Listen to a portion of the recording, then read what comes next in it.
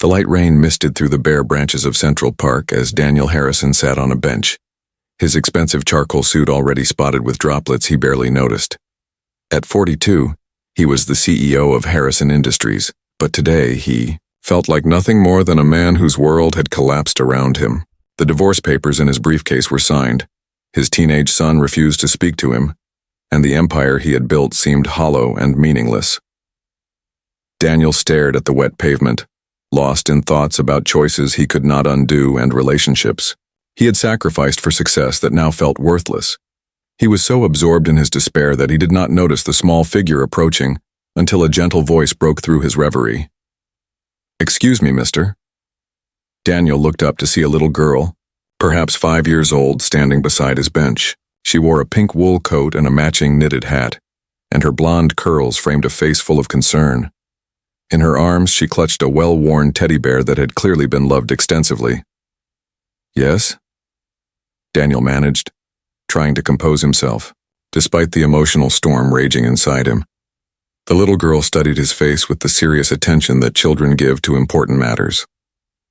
"You look very sad," she said simply. "Are you okay?" Daniel felt something crack inside his chest at the innocent directness of her question. "I'm having a difficult day, sweetheart, but thank you for asking." The child nodded solemnly as if she understood that adults sometimes carried heavy burdens. Without hesitation, she extended her teddy bear toward him. "You can take my teddy," she said, with the generous spirit that comes naturally to some children. "His name is Mr. Buttons, and he makes me feel better when I am sad. Maybe he can help you too." Daniel stared at the offered bear, his throat tightening at the pure kindness of the gesture. "That is very sweet of you, but I could not take your special bear. He belongs with you." "But you need him more right now," the little girl insisted, with the logic of childhood. "Mr. Buttons is very good at making sad go away. He helped me when my daddy had to go on his long trip." Daniel looked more closely at this remarkable child who was offering to give away what was clearly her most precious possession to comfort a stranger. "What is your name, sweetheart?" "I am Sophie," she replied, still holding out the teddy bear. "What is your name?" "I am Daniel."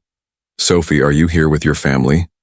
Sophie nodded toward a woman sitting on another bench about 20 feet away. "That is my mama. She is reading while I play. But I saw you looking sad and thought maybe you needed a friend." Daniel glanced at the woman who was watching their interaction with obvious curiosity, but allowing her daughter the independence to make her own choices about kindness.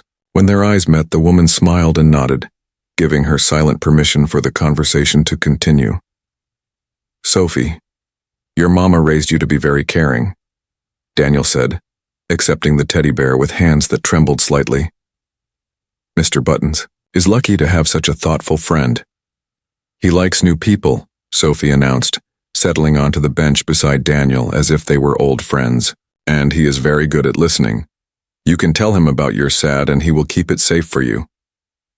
Daniel found himself holding the small bear, feeling its soft fur and the weight of love that had shaped it through countless hugs and adventures.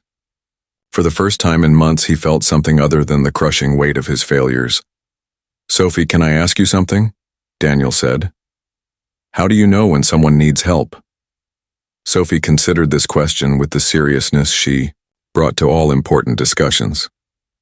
"People get a different look in their eyes when they are carrying too much sad," she explained, "like they are trying to hold up something very heavy all by themselves. When I see that look, I try to help carry some of it." Daniel was amazed by the wisdom contained in this child's simple observation. "That is very perceptive, Sophie. You have a gift for noticing when people are hurting."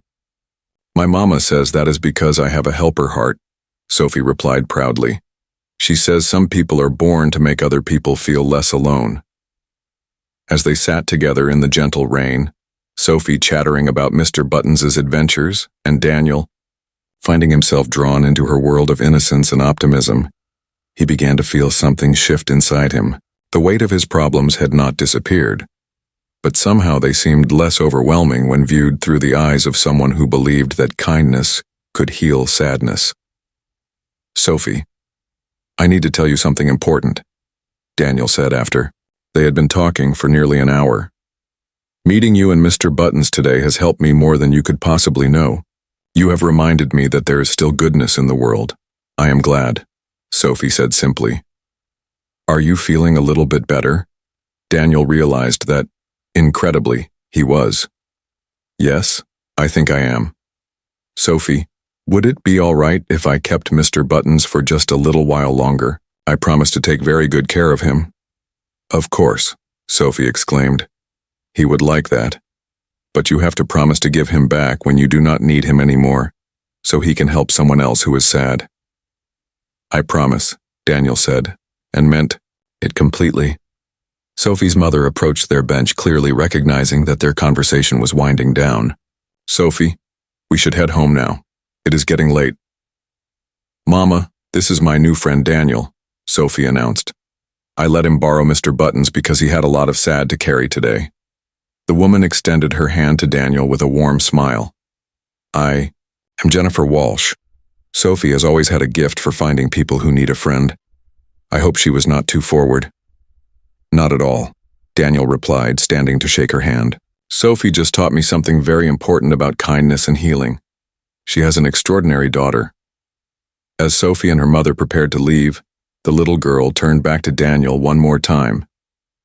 Remember, Mr. Buttons is very good at soaking up sad, but you have to let him do his job. And when you start feeling happy again, you should share that feeling with other people because happiness grows when you give it away. 6 months later, Daniel stood in the children's wing of the hospital that his foundation had just finished funding, watching as volunteers distributed teddy bears to young patients. The Harrison Foundation for Children's Emotional Support had grown out of a simple realization that sometimes the most profound healing comes from the smallest gestures of genuine care. Sophie and her mother Jennifer were among his first volunteers, and Mr. Buttons had become the model for the hundreds of therapeutic bears that now brought comfort to children facing difficult medical treatments. You know, Jennifer said as they watched Sophie help a young boy choose his own special bear. She still talks about the day she met you in the park. She says it was one of her favorite days because she got to help someone find their smile again. Daniel watched Sophie work with the same intuitive compassion she had shown him, and felt his heart fill with gratitude for the child who had seen his pain and responded with pure, uncomplicated love. That little girl saved my life, Daniel said, quietly. I had lost sight of what really mattered, and she reminded me that the most important success is measured not by what we achieve for ourselves, but by how we help others carry their burdens. Sometimes the most powerful healing comes not from therapy or medicine, but from a child who sees your sadness and offers you their most precious possession, trusting that love shared is strong enough to transform despair into hope and isolation into purpose.